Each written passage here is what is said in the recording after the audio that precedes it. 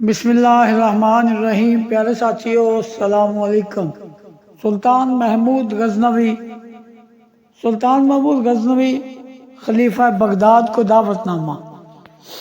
Khorasan کا اکثر حصہ میرے تصرف میں ہے، باقی حصہ جو حضرت کے غلاموں کے پاس ہے وہ بھی مجھے عنایت ہو۔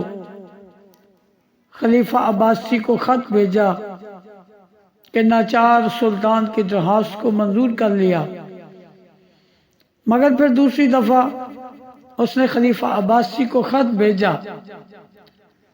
کہ سمرقند مجھے عنایت کیجیے اور منشور لکھ کر بھیجیے۔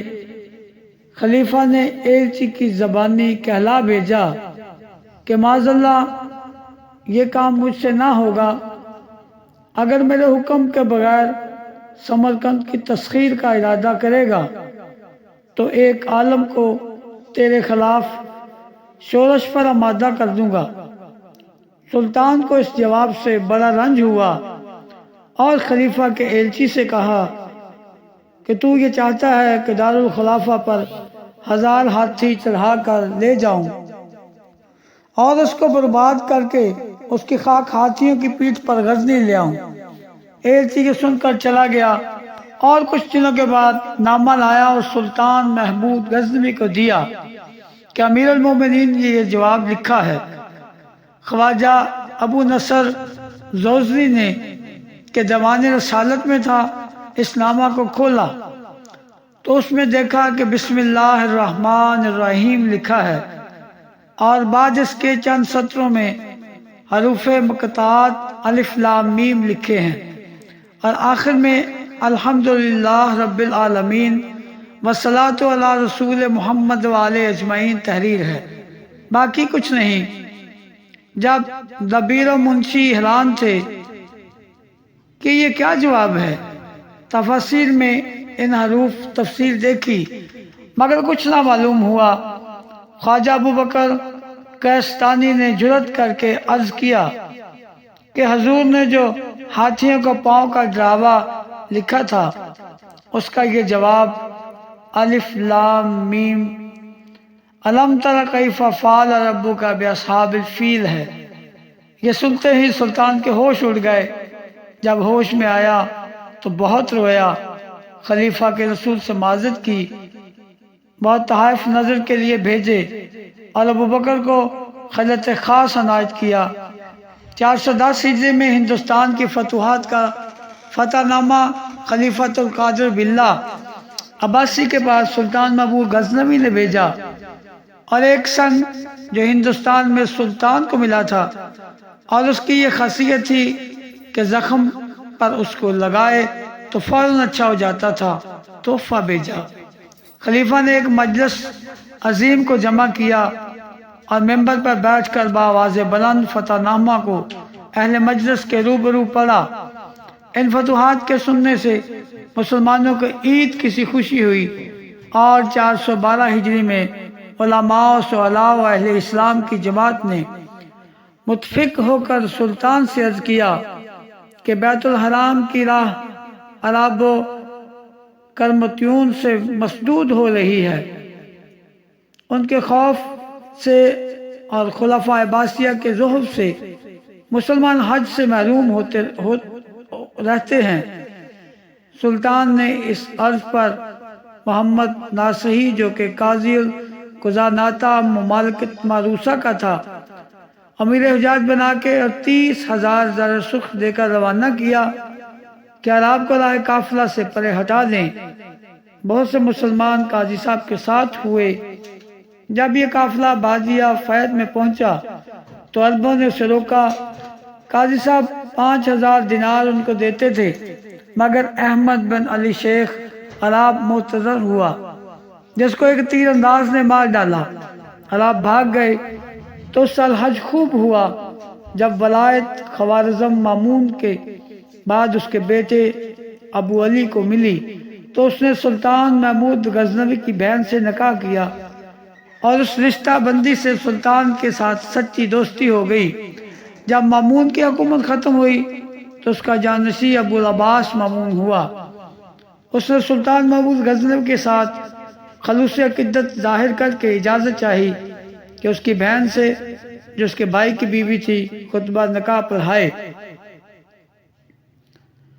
سلطان نے اجازت دے دی اور اس طرح محبت کی بنیاد مستحکم ہو گئی۔ ابو العباس مامون کے آخر ایام میں سلطان نے اس کے پاس ایلچی بھیجا اور درخواست کی کہ ولایت خوارزم میں خطبہ اس کے نام کا پڑھایا جائے۔ ابو العباس مامون نے اپنے اعیان دولت سے مشورہ کیا تو اکثر نے یہ کہا کہ جب تک آپ کا ملک دوسرے کی شرکت سے خالی ہے ہم کمر خدمت باندھے ہوئے موجود ہیں،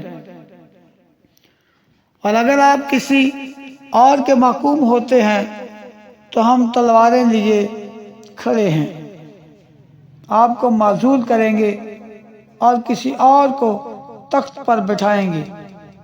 سلطان کا ایلچی یہ صورتحال دیکھ کر چلا گیا۔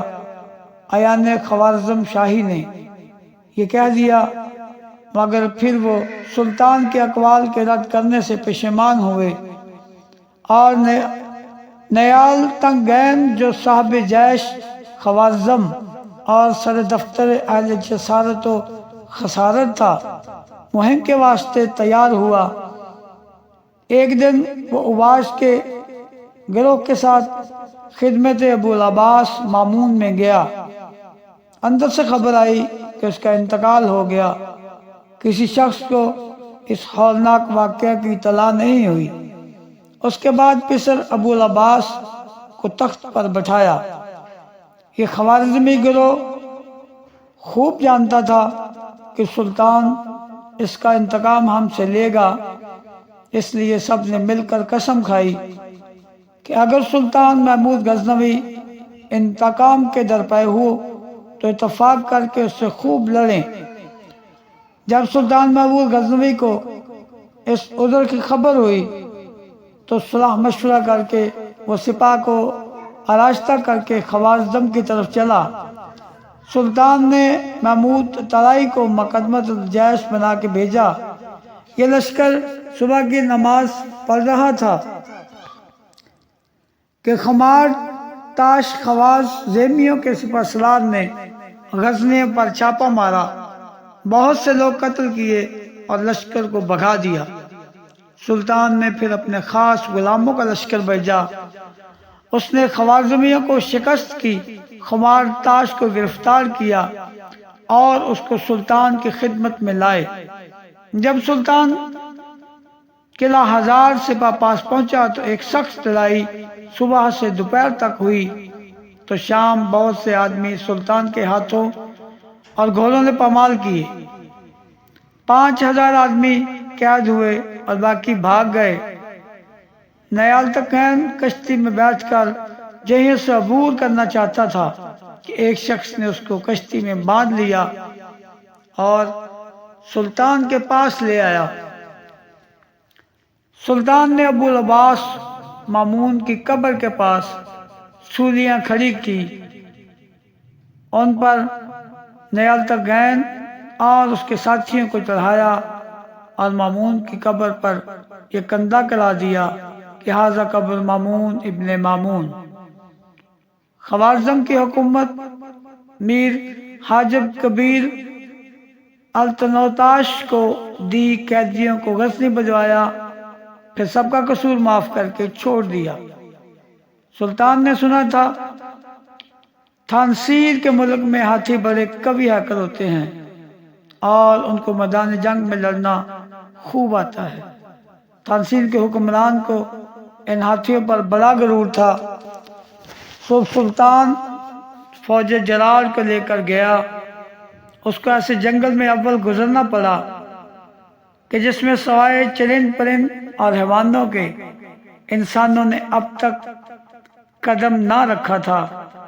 گھوڑے کا سم اس پر نہ پڑا تھا، اس میں دانا پانی نہ تھا۔ اول سلطان ہی نے اس جنگل کو طے کیا۔ تھانسیر کے نیچے ایک ندی صاف پانی کی بہتی تھی، اس کی تہہ میں پتھر تھے اور اس کے کنارے ناہموار اور تیر کی طرح نوکدار تھے۔ سلطان اس ندی پر وہاں پہنچا جہاں وہ درہ کو میں ملتی تھی۔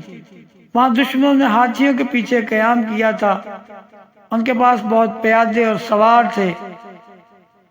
سلطان نے یہاں یہ حکمت اختیار کی کہ اپنے لشکر کو دو دو پایاب مقاموں سے ندی کے پار اتارا اور دشمنوں پر دونوں طرف سے حملہ کیا۔ جب ان لشکروں میں آپس میں قریب آ کر لڑائی بھڑکائی ہونے لگی تو سلطان نے اپنے لشکر کو اس درہ کوہ سے، جس میں ندی بڑے زور سے پھر رہی تھی، ندی کے کنارے پر کھڑے ہو کر حملہ کرنے کا حکم دیا کہ گھاٹیوں میں جو دشمن چھپے ہوئے ہیں ان کو قتل کریں۔ شام تک سخت لڑائی ہوئی، دشمن بھاگے، ہاتھی چھوڑ گئے۔ جو سلطان کے پاس پکڑے آئے، جن میں سے بڑے بڑے ہاتھی سلطان نے اپنے پاس رکھے۔ اس قدر ہندو مارے گئے کہ ان کے خون سے ندی کے پانی کا ایسا رنگ بدل گیا کہ کوئی اسے پیتا نہ تھا۔ رات ہو گئی ورنہ دشمن اور ہلاک ہوتے۔ یہ بیان تاریخ یمینی سے لکھا ہے۔ تاریخ فرشتہ میں اس مہم کو یوں بیان کیا ہے کہ محمود غزنوی کا ارادہ تھا کہ تنصیر کو فتح کیجیے۔ وہ ان دنوں بت پرستوں کا ایسا ہی معبود تھا جیسا کہ بلا تشبہ مکہ خدا پرستوں کا۔ جب سلطان پنجاب میں آیا، اس سبب سے کہ آنند پال سے جو شرائط و معاہدے ہو چکے تھے ان کا پاس تھا کہ انہیں کوئی فرق نہ آئے اور اس کا علاقہ لشکر سے پامال نہ ہو، اس لیے سلطان نے آنند پال کو لکھا کہ ہمارا ارادہ تھانسیر کا ہے، تم کو چاہیے کہ اپنے معتمد آدمیوں کو ہمارے لشکر کے ہمراہ روانہ کر دو کہ اسناد میں وہ اپنے علاقوں کو بتاتے جائیں تاکہ لشکر سے ان کو گزند نہ پہنچا۔ آنند پال نے اس بات کو غنیمت سمجھا، سامان رسد وغیرہ منماتن مصروف ہوا، کل تاجروں اور بنیے بکالوں کو حکم دے دیا کہ لشکر سلطانی کے لیے غلہ جمع کرو، اور کل اپنے متحدوں کو تاکید کی کہ لشکر سلطانی کو کسی طرح کی تکلیف نہ ہونے پائے۔ 2000 سوار اپنے بھائی کے ساتھ سلطان کی خدمت میں بھیجے اور ایک عرضی لکھی کہ تنصیر ہمارا معبود ہے، اگر حضور وہاں کی رعایا پر خراج اور مصول مقرر کریں تو بہتر ہے، اگر حضور میری درخواست منظور فرمائیں گے تو میں بھی 50 ہاتھی سالانہ کروں گا۔ سلطان نے اس پر حکم لکھا کہ بت پرستی کی بیخ کنی کرنا اور شعراء اسلام کا رواج دینا کام ہے۔ جب دلی کے راجہ کو یہ خبر پہنچی تو اس نے اور راجاؤں کو لکھا کہ سلطان محمود غزنوی لشکر سے تنصیر کی طرف متوجہ ہوا، اگر اس سیل کا بندھک باندھو گے تو وہ سب پر پانی پھیر کر خاک میں ملائے گا۔ لیکن سلطان نے سب کچھ پاؤں تلے رونٹ ڈالا۔ سلطان نے 405 ہجری میں کشمیر کا ارادہ کیا، قلعہ کوہ کوٹ تک آیا۔ یہ قلعہ نہایت مستحکم تھا۔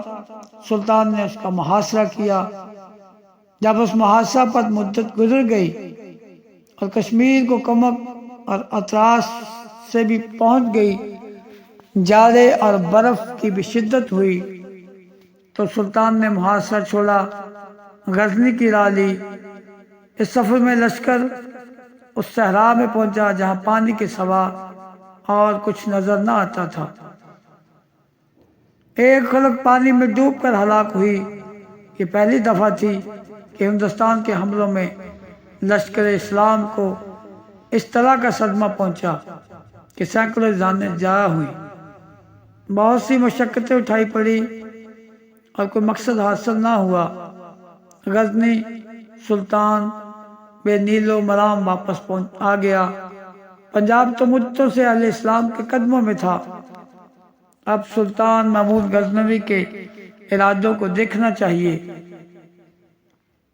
کہ وہ کیسے بلند اور فراغ ہو گئے کہ اس نے یہ اول العزمی کی کہ وسط ہند کا دروازہ اہل اسلام کی فتح و نصرت کے لیے کھولے۔ اس نے ایک لشکر جرار جمع کیا۔ ایک مورخ لکھتا ہے کہ 1,00,000 سوار اور 20,000 پیادے تھے۔ تاریخ یمینی میں لکھا ہے کہ 20,000 سوار ماروان نہار اس کے پاس تھے، فقط جہاد کے ارادہ سے وہ آئے تھے۔ سلطان کی اس فرازگی کو دیکھیے کہ اس نے سپاہی سمرقند اور بخارا ان ملکوں کے لیے جو ابھی فتح ہوئے تھے، یہ تدبیر نہایت معقول تھی۔ اگر حملہ نہ لیتا تو وہ کب اس کے پیچھے بیٹھتے، ضرور ایسا دنگا فساد پیچھے مچاتے کہ سلطان کو آگے بڑھنا دشوار ہو جاتا۔ پھر اس سپاہ فراوان کو حملہ لے کر وہ 7 دریاؤں سے ان مقامات پر اترا جہاں ان کے پاٹ کم تھے۔ اس مہم میں سلطان جس راہ میں کنوج آیا 11 مورخوں نے مختلف طرح سے بیان کیا ہے، مگر تاریخ یمینی کے موافق اس سفر کا حال بیان کرتے ہیں۔ لشکر کو لے کر اول کشمیر میں آیا۔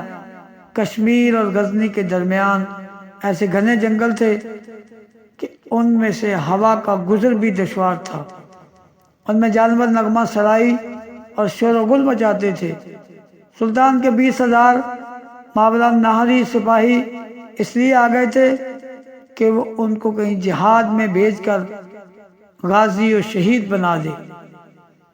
سلطان نے اس لشکر کے ہمراہ لے کر کنوج کا ارادہ کیا۔ غزنی اور کنوج کے درمیان گھوڑوں اور اونٹوں کے 3 مہینہ کی راہ تھی۔